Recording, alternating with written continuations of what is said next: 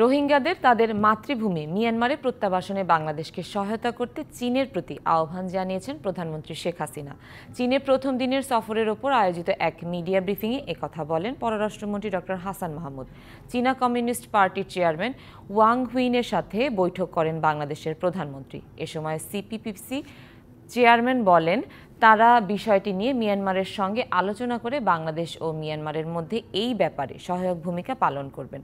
বৈঠকে দুই দেশের বিভিন্ন আঞ্চলিক ও দ্বিপাক্ষিক বিষয়, যার মধ্যে রয়েছে রোহিঙ্গা, বাংলাদেশ ও চীনের মধ্যে বাণিজ্য ব্যবধান কমানো, অর্থপূর্ণভাবে দুই দেশের কূটনৈতিক সম্পর্কের 50 বছর উদযাপন, দ্বিপাক্ষিক সম্পর্ক বাড়ানোর ব্যবস্থা এবং বাংলাদেশ আওয়ামী লীগ ও চীনা কমিউনিস্ট পার্টির মধ্যে যোগাযোগ বৃদ্ধি করার বিষয়ে বিস্তারিত আলোচনা।